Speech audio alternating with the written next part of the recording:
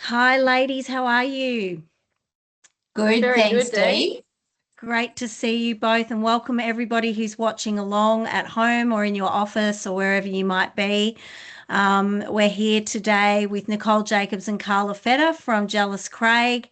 We're very keen to hear, ladies, what you've got to tell us about what's happening in the market post the budget that happened a couple of weeks ago. I'm just going to give you a little introduction to anyone who doesn't know who you both are in your illustrious careers, and myself as well. I'm Deanne Jolly. I know both of these ladies very well. Carla actually sold the property that I created on the block many years ago. And Nicole Jacobs was actually the advocate on that property as well. So we've known each other for a long time. I'm an interior designer. I have also worked in real estate for a couple of years and have a very keen interest in property. So that's my sort of introduction for tonight. We have Nicole Jacobs, who is widely regarded as one of Melbourne's most accomplished and influential buyers advocates. She's been working as a buyer advocate for over 25 years in the luxury space and buys a lot of properties in Stonnington, I think. So that's perfect for tonight.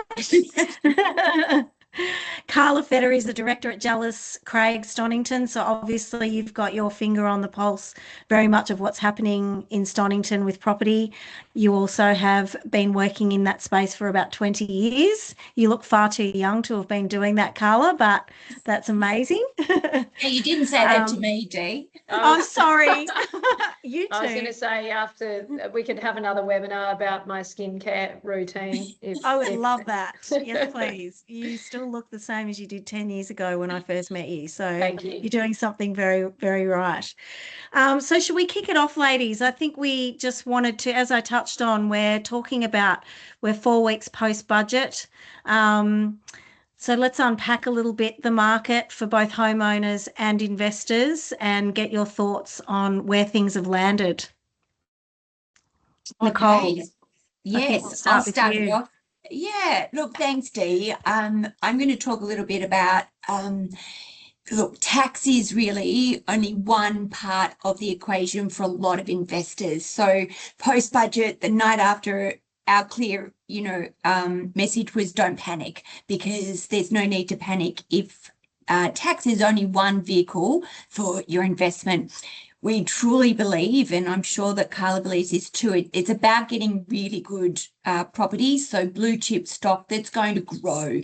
And with growth, that's where your investment will give you a great return when you do go to sell it, and also attract really good tenants as well. So it's about right property and then securing it for the best price possible, as a strategy over choosing something that's new just because it's new and there are tax advantages with that. If it's not good stock, then it's actually not something that we would, advocate buying. And that really hasn't changed, has it? The long-term view, and regardless of these changes, I think that's the same sort of advice that you would have given prior. Absolutely. Age-old, right property in a really Yeah. good fundamental area of great infrastructure. I mean, if you look at Stonnington, it's got really good schools, it's got great transport, we're close to the city, you've got land too, land with big houses, and there's a diversity of stock that investors can definitely find out there. Some of the older Art Deco apartments, for instance, are really good buying. And, they're built well, they're in more boutique blocks and they don't have huge owners corporation fees as well. Yeah, I think those sorts of properties definitely stand the test of time, don't they? Like no matter what is happening with our government or our economic system, those sorts of properties just you can't really lose on them. What about you, Carla? What do you think? Yeah, so I mean, my market largely selling houses in Stonnington, with the single fronted cottage houses that we sell. There's a mix of owner occupiers and investors, and obviously I do a lot in the family home market. I think the budget's actually been quite productive for the family home market because ultimately now we know that principal place of residence is really the only place that you can't get taxed. So actually seeing a lot of people rethink their investment strategy and maybe moving away from let's diversify, let's have, you know, a nice little investment property and hold back a little bit on our principal place. I think some people are now saying, well, let's not worry about the investment property anymore. We can't negatively gear that. It's not a tax benefit to us. So let's actually spend more money to buy a better house for us for the long term. So from that perspective, I think the budget's been good. Look, buyers at the moment are going to latch onto any bad news story to try and use that to leverage negotiations with us.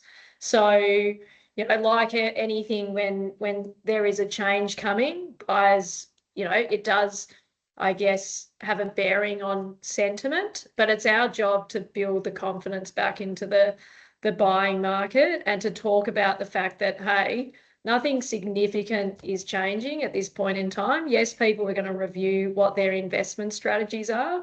Like, I'm due to see a financial planner next week, and I reckon my strategy will look a little bit different.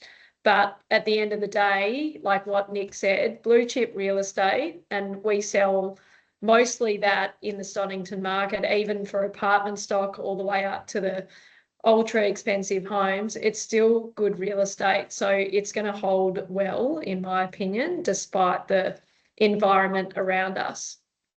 Yeah, that makes absolute sense. That's interesting that people are sort of adjusting their view a little bit to think about the family home because, as you said, definitely people have been diversifying, haven't they? So that's really interesting that people are thinking about investing in a bigger home and thinking about it as a more long-term option as something and the growth that comes with that. So the sentiment in general, Nicole, are you hearing much? What is the sentiment that out there from the people that you're dealing with? Yeah, well, obviously we're definitely the buyer side, and we will hear a lot of our clients will talk about, you know, what's happening overseas, the fact that, you know, interest rates are potentially going to climb again, and sentiment is very hesitant. I guess that's the word I would use at the moment. People are hesitant. I think the media really dictates a lot of what we do. And when the media is negative, then everybody tends to get a bit cautious and a bit worried. Like Carla, who is there to make sure that her sellers and the buyers coming through the properties that she's selling feel very confident. Our job is also just to frame that with our clients.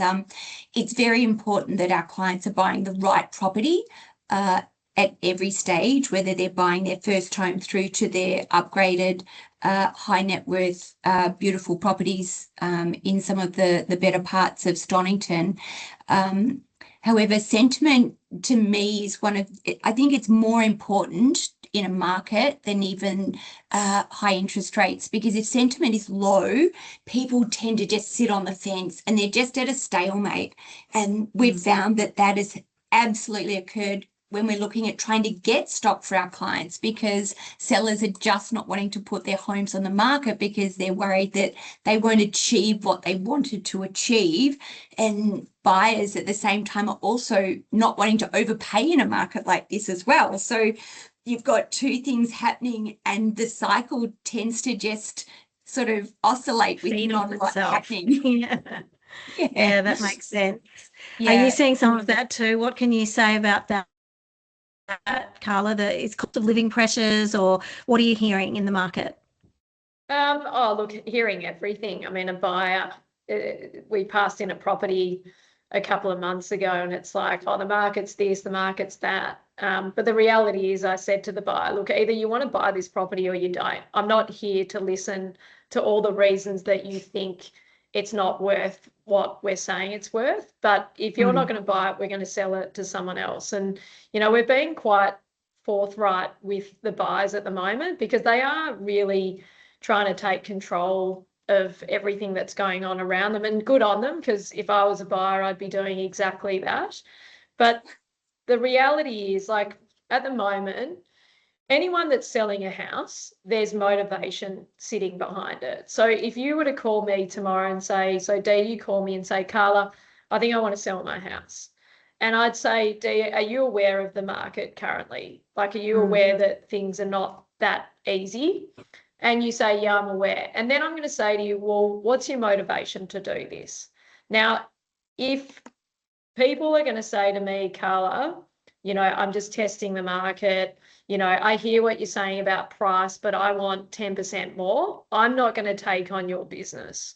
So any house that I have on the market right now is you've got a genuine and motivated seller. That doesn't mean that there's a fire sale, but it means that they will listen to the market, that if I can bring to them 1, 2, or 3 people that want to buy their house and they're going to be somewhere in the zone, then those properties are likely to sell. So, I think that's the key in this climate, is that, yes, everything is going on around us that is uncontrollable, but we can still control things within our own sphere. And the key parts to what we can control is giving good advice to our clients.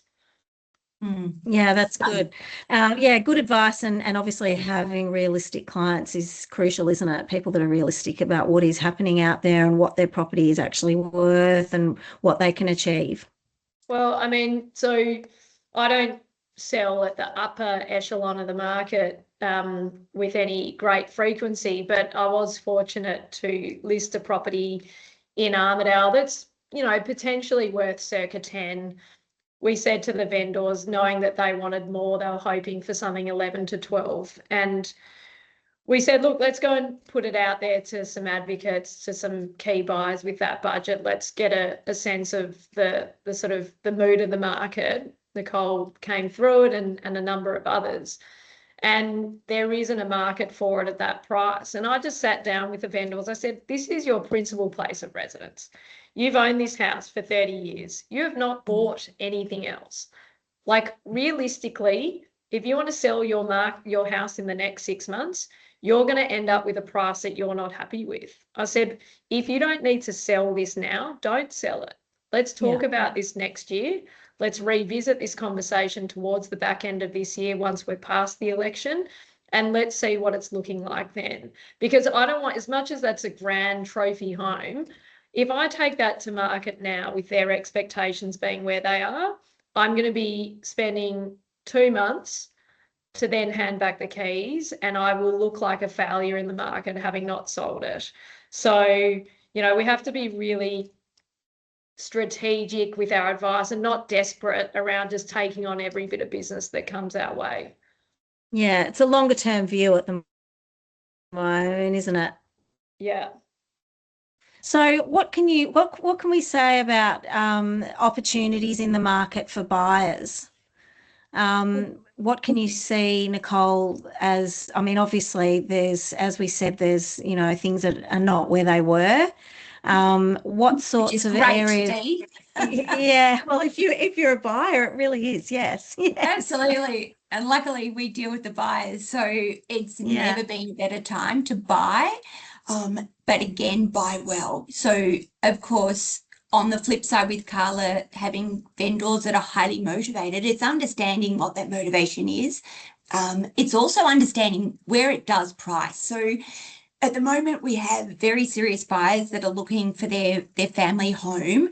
And when they find it, it's our job to put the surrounding information around that for them, so they do understand where it sits in this market. Now, this market, yes, it's opportunistic, but if it's the right home for you and your family, I don't understand why people try and time that market, because if you're trying to time the market and your fear is paying too much in this market, you could walk away from something that's absolutely the perfect home for your family. That it's a bit, Carla and I have spoken before, it's about buyers that are sort of 1 foot in the door, they love the home, but then 1 foot out, they're talking themselves out of the property. But if you understand where the property sits in this market today, and you can afford it and it's the right property, don't talk yourself out of it. You should be jumping on it, because you will regret waiting and timing the market, because you only see the bottom of the market when it's gone. Yeah. So if you wait, if you hesitate, then that opportunity can go. So smart buyers at the moment are understanding where that property sits. Is it at the right property? Where does it sit price-wise?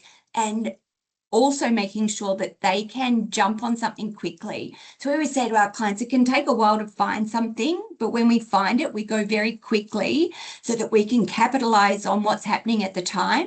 Now, if that seller needs to jump to another property, we're going to make sure that we've got the right terms. For instance, really important that we can meet those so that, again, it's another motivating factor for that seller to sell to us because we've been able to present a really good unconditional offer that meets their terms. And maybe their price isn't exactly where they want it to be, but it's a great time to upgrade as well because that differential is not as great as a market that's uprising. So maybe taking a little bit of a hit when you're selling, if you're upgrading, taking a hit there too, it sort of balances out when you're buying and selling in the same market. So I think there's lots of opportunities across the board, whether it's the big family home or even if it's, your first place with, young family that's buying in, say a semi-detached in Prahran, for instance. I guess it's going to be helpful for people to understand what their values are, isn't it? And know what it is that they're looking for and for how long they're wanting to hold that property. Because as you said, trying to guess the market and have that crystal ball, you're not going to know until it's over and done with. So it's an impossible thing. The reality is I think you're spot on there, Dee, like knowing values. And I think for anyone who's on this webinar who's, thinking about opportunities, it's really important that you do have a handle on what you think something is worth, because I would say that, you've got to be really careful of the off markets, because off markets more often than not and sort of unmotivated vendors who are going to throw out, an ambitious number, and this is not the market to be paying a number that a vendor wants just because they want it. Now, ultimately, if you really want that property and it's within your budget, you've got to ask yourself, okay, do I sit on my hands or do I act? And can we negotiate a deal? But I think buyers should be trying to force an element of transparency. Buyers need to really consider, in a tough market like this, volume is going to shrink. So if you just, like Nick said, 1 foot in, 1 foot out, then you could still be looking in 12 to 18 months. So and missing out, and things could change. We don't know where they'll be. So it's a risky thing to do. To put in a real life situation right now, I've got a property off market, another one in Armadale, and we priced it sort of 465. Next door sold for 4.3 back in COVID, so better market. I've brought 10 people through the door and I've got 2 building inspections booked tomorrow. I've got 4 that are quite engaged, 2 advocates, 2 non-advocates. But one of the advocates said to me today, she goes, oh, you're chasing a bit there at 5 million. And I said, well, if you think about it, when are you going to find another one of these houses over 600 square metres, double fronted Victorian, prime address, ticking all the boxes? I understand it looks a bit heavy, especially when you compare it to next door, but think about when are you going to be able to replace this? And a house like this is going to sell to someone that's going to own it for the next 10 plus years. Yeah. So again, that's where Stonnington, really, it's sort of, it's on its own a little bit in this market. It's a bit of a bubble because it's such a tightly held market, especially suburbs like Armadale, where, these 600 plus square metre blocks are very difficult to replicate. So, I think that it isn't a market to go in and overspend. You have to be quite diligent and thorough with your own investigations around value, hence why advocates can add a lot of value to this process. But don't sit on your hands so much that next year when the market starts to move again, you look back and you think about those 2 or 3 houses that you didn't act on. That's it, because those sorts of properties in Stonnington, they just don't transact as often, do they? So, sometimes they're held for more than that, 30 years or whatever. So this house has been in the same family for over 40 years. Yeah, there you go. Yeah. So if you've got an opportunity to get it, and it's going to be a better price than it probably was at the same time last year. So even if you're looking at that, it's a win. So Dee, to interrupt. No, you're right. I definitely look. This is a great market for buyers to be upgrading. I would sort of put it out there, you know, like that couple in Armadale who are chasing the 11 to 12. If you're downsizing and you're okay to manage the stairs for a little bit longer and, you know, the maintenance and so forth, and, you know, the market that you're going to be buying into is probably not going to be as sort of volatile, let's call it. I would say that those those owners should sit on their properties and ride this period through and wait for the rates to come down and wait for some distance with elections and government policy and all of that jazz to then really try and maximise their PPR. Yeah, that makes sense. And what about the role of presentation and marketing in this sort of market? I mean, obviously, in years gone by, it's been absolutely crucial. I know you guys are definitely earning your commissions at the moment, and, you know, marketing, people are not necessarily wanting to spend on styling properties and that sort of thing. What can you speak to about that, Carla? Yeah, I mean, look, presentation and marketing are very important. You know, we have to connect in a meaningful way with buyers as soon as they enter the front gate. So the garden needs to be looking at its best. You need to demonstrate that your vendor has cared for the property, that they've loved it. You know, little things like having a new doormat, you know, they play a part in how someone feels when they're walking through. Absolutely. It's been unbelievable to see. Most properties that we list now will be styled. Even if, like, I've got a house coming up in Melbourne that the styling's fine, but I know that we can elevate it that little bit extra, and it's worth the $5 or $7 grand to do that. But I think, you know, if we put all of that to the side and, you know, marketing, we know internet really is king, agents database and connection to the best buyers, you know, making sure that you're engaging an agent who's got market share, who knows all the key people in the market. That's incredibly important. But at the end of the day, I can do all those steps right. I can tick those boxes. But if I don't give the right advice on value, and if I don't, or if the vendor, for whatever reason, is hanging on to a result that they saw 12 months ago, and they're saying, I hear you're telling me my house is 3 million, but this house sold last year for 3.4 and we want what they got, then it doesn't matter how good I am and it doesn't matter how good the house looks. If we go to market with that strategy on pricing, the property will not sell. So this is the most sensitive pricing market I've ever experienced in my 20 plus years, and trying even to understand and gauge what anything's worth is becoming increasingly harder, because literally anything that sold even a month ago is irrelevant now. So, you know, that's the key part to this. And one way for us to overcome that is to run a pre-market process with buyers. So get our advocates and get our best buyers through the door and try and get a better sense of how they're responding to it on value, and making sure that the moment that the vendors have to invest the money for online and all their other marketing pieces, that they're aligned in their thinking with what the market's thinking. Yep. Yeah, it's certainly very volatile compared to what it's been in recent years. And I guess the balance of power has shifted slightly from sellers to buyers. Can you speak to that, Nicole?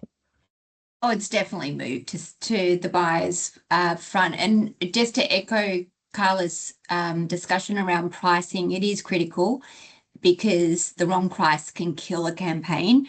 I, of course, don't mind if the campaign's killed if we're buying the property for a client, but I think that this is a market where you can't just throw out 10% less or 15% less or even 20 and hope to get a property.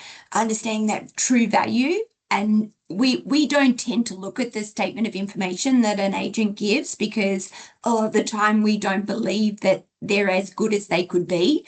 Carla, of course, and her team are really good at doing this, but It's really important that you do your own due diligence. And I'm not just fluffing up what buyer advocacy is all about, but this is where the professionals in the business will actually be able to have a look at. We look at average annual growth rates. Now, we look at improvements on top of that. We look at the last sale, and Carla's right. A sale 2 weeks ago, 3 weeks ago, may not be relevant now, even if it's in the same street. And while the vendors might all have their heads in the cloud because of a flyaway auction, it may not be relevant to that actual home and what it's going to sell for, because things shift, motivation shifts. All of a sudden, the person selling is actually bought. So understanding where that true value is critical. And I know we've pretty much drummed into that the whole time we've been speaking today, but it is critical. Knowing where it sits is really important. It is definitely a buyer's market, so the opportunities are out there. But as we said right at the start of this webinar, if it's not the right property, then don't even be looking at it. If it is the right property, you really need to surround yourself with the right people, get that building and pest checked, the property checked, so that you understand. That doesn't necessarily mean you walk away from a property, but it does allow you to understand, eyes wide open, what is that presenting? What are the costs to fix that? When do I need to fix it? Is it now, 5 years, 10 years? And get that due diligence done so that you feel really confident to make sure that you're offering at the right level, that you're bidding with confidence as well. And I think this hesitancy as well, we have like one bidder, maybe two bidders at auctions now, and in a lot of cases, no bidders at all. But if you are prepared and you understand where it sits and you are confident to buy on the day, make sure it's an open transaction and you can see it and bid. Yeah, I think it's really important to have a great team, as you said, in times like this when things are pretty chaotic out there and things are changing quickly. So having people on your team, whether it's a real estate agent, an advocate, tradespeople, whoever it is, that's going to give you all the information that's correct for that week, because as you said, it's changing every week. I mean, that is so crucial, isn't it? Absolutely.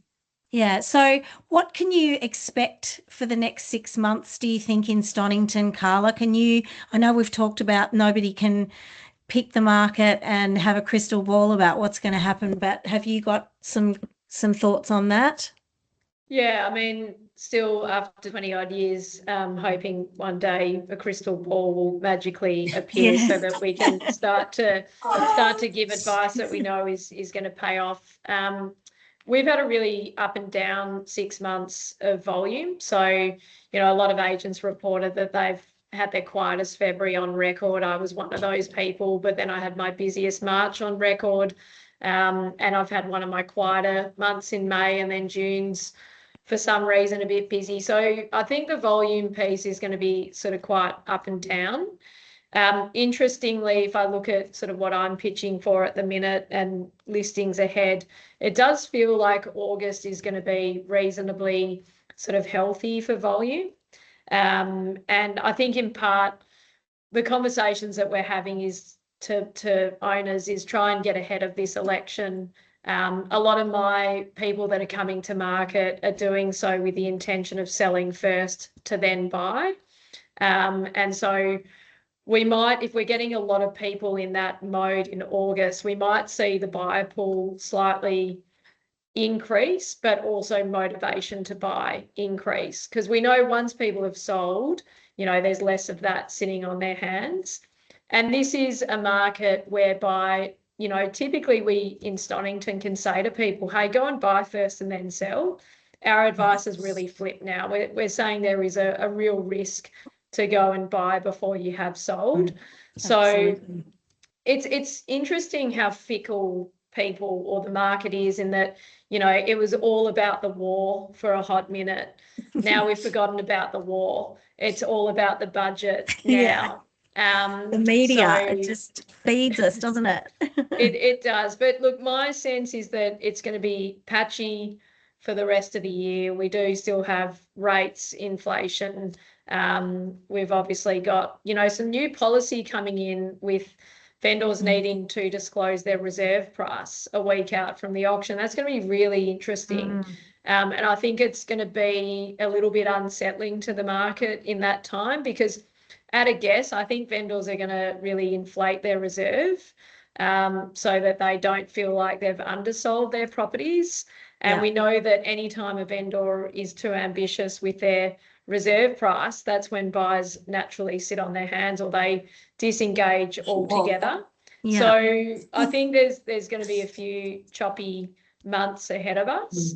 I think that 2026, looking back, will be a little bit like 2020, where we go, you know what, that was a bloody good time to buy. And so many people at the start of COVID thought things are only going to get worse. I think 2026 is that year for us. My sense is that from 2027, things will improve, especially if we start to see rates come down. We get some distance from an election, crossing our fingers, being in Stonnington, that we all want Jacinta Allen out and Jess Wilson in.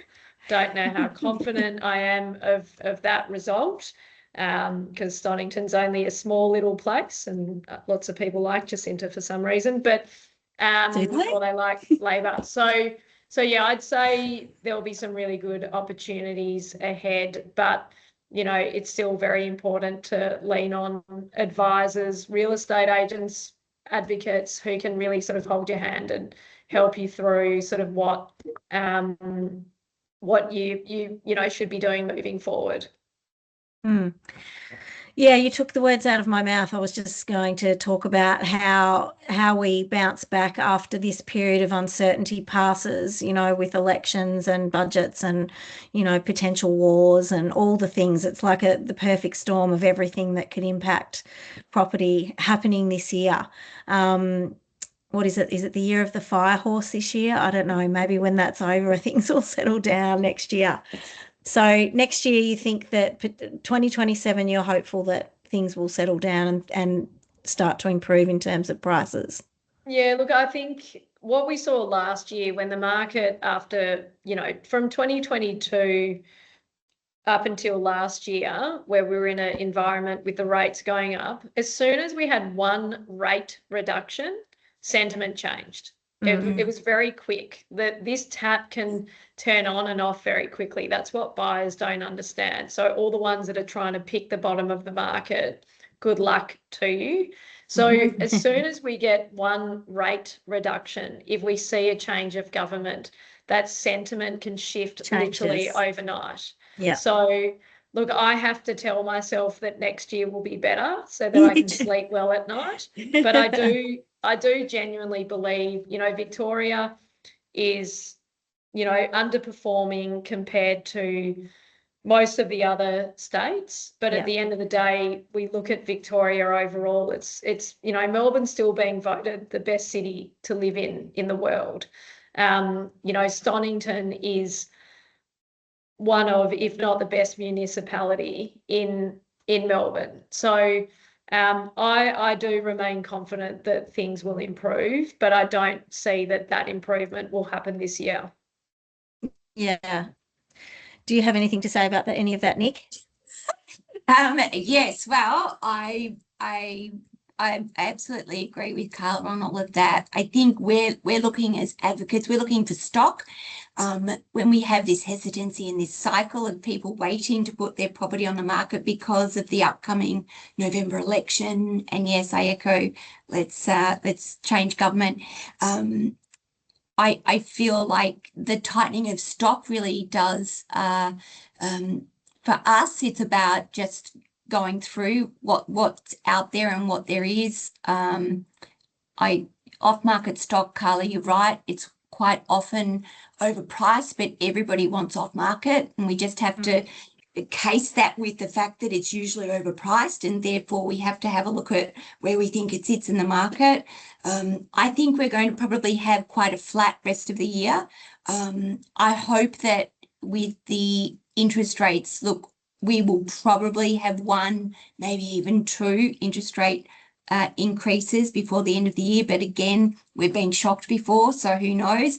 And the hesitancy just leading up to the election, I think, will cause a lot of people to not put their properties on the market, and that cycle will mean that buyers are waiting. And if buyers are waiting, it means that when we do have a change, it's going to start to go, and when it goes quickly. So there'll be multiple buyers after properties. So I can't stress enough, it's such a good time to buy. If you're an astute-minded person, buying now, if it's the right property, then you just have to go for it and trust that, as Carla said before too, I truly believe that this is like a 2020 market. It's the start of COVID in some regards, where everyone thought it was doom and gloom. So for buyers out there, it really is a great time to start thinking about buying. But I totally get not buying until you've sold. We do have clients that are waiting to buy once they've sold. But then you've got, on the flip side, a lot of people want to make sure they know where they're going. Because if they sell their beautiful home and they're upgrading and they can't find it, then they're also in, no man's land. So, Carla, if you could just get a few more people to put their properties on the market for me, especially in Stonnington, I'll give you all of our briefs so that we can actually find some great, beautiful homes for clients. Yeah, and if they need help with interior design, I'm right here too, Carla. Absolutely. Exactly. Yeah, and what about, we've talked a little bit about people who own their properties. What about investors? What's happening with investors? Obviously, there's been a lot of talk about getting rid of the investors so that the younger families and first home buyers and those sectors of the market have got more opportunity. What's the reality of what you're seeing there with investors? Oh, do you want to go first, Carla? Oh, well, I don't have much to add on that, because I don't think we've seen enough time materialise post this budget to understand what that investor market's doing. So, I do think that people are going to be speaking to their financial advisors to just revisit that conversation about diversification and how relevant that is now. And but I still think, we're not going to see investors leave the market. People are very happy to have positively geared properties. They're happy for the capital growth. They're investing for their children. I've got 2 young daughters. I think to myself, well, they might not be able to afford to buy a house when they're in their 20s or 30s. What if I bought a house now and had that sit there and, gift it to them? That's probably a bit too nice, but you've got Can you adopt me? We've got lots of wealthy people out there that are thinking that way for their kids, and that's the sort of mum and dad investor that we deal with a lot. So but I'm sort of not sure what this budget's going to do to that market longer term. Yeah, long term, I'm not sure either, but I can tell you now, there are definitely investors in the market, and they're coming in from interstate as well. So we've probably got a 70-30 split at the moment in our office of homeowners, 70, investors 30, and they're coming from interstate because Melbourne is such a good place to buy at the moment, because we are priced so, as Carla said right at the start, we're one of the best cities in the world, most livable cities, and it's so affordable at the moment. So we naturally see a turnover of investors, the older investors that have held them for so long. When we had the change in all of the reforms as far as, making your property compliant and all those issues, that naturally got rid of quite a few landlords that didn't want to deal with those issues, and they'd probably held them for 30, 40, 50 years, some of them. So that was that natural cycle of those investors leaving, and we got new investors in. With the changes with the budget changes that they've, wanting to bring in, I think that is a longer term solution. And I would definitely advise that you go and seek your own independent advice to actually understand what that portfolio could look like for you. But there are definitely investors in the market. So that is not dead. It's just changing ever so slightly. And, you know, I do believe people will start to put more money into a principal place of residence as well. Upgrading, you know. Yeah, that all makes sense. I feel like we should. We've got chat open for everybody that's listening, and we have the ability to answer questions. So if anyone wants to has questions they want to ask the ladies, I have got available here. So just go ahead and put them in there and I can read them to Nicole and Carla. We're kind of getting close to finishing up because I know you've got another commitment, Carla. So I think is there anything else that you wanted to touch on before I was going to ask what if you could give a piece of advice to buyers for the next 12 months and then the same question to sellers, what would it be if there's nothing else that you wanted to touch on? Advice for buyers, arm yourself with the right information when you're out in the marketplace. Do your due diligence, go to auctions, understand where a property sits in the market. If your time is valuable, come and see us, the Cohen handler, because, you know, it really is important to arm yourself with all the information. And it is I can't express enough, it is a great time to buy. So really think about what that process looks like and plan for it. Yeah, great advice. And my advice is don't try and time the market. So ultimately, you know, I think anyone that tries to time the market, you know, when they're buying a principal place of residence, really can more often than not shoot themselves in the foot.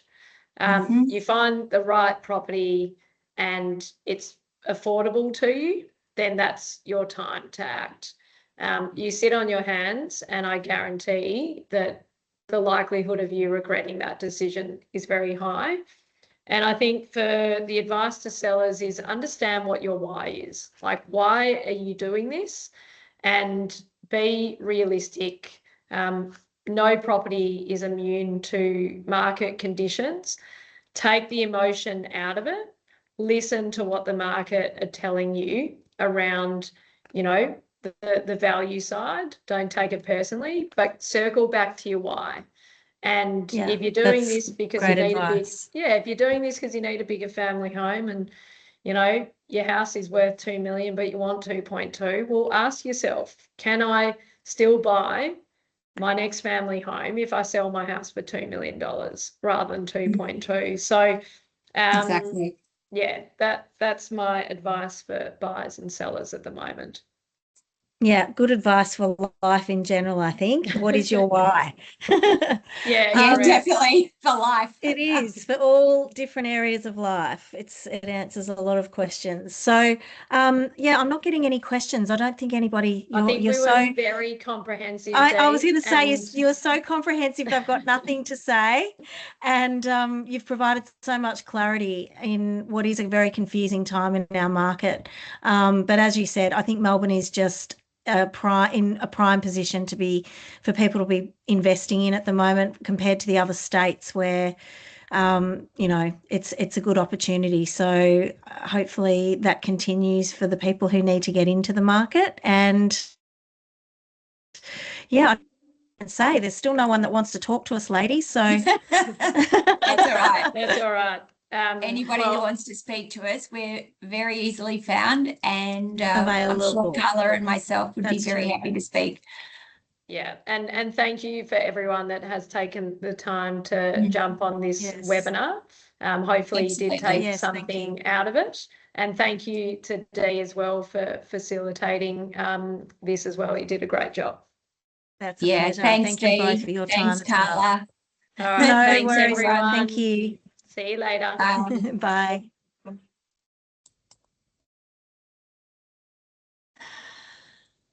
Jesus.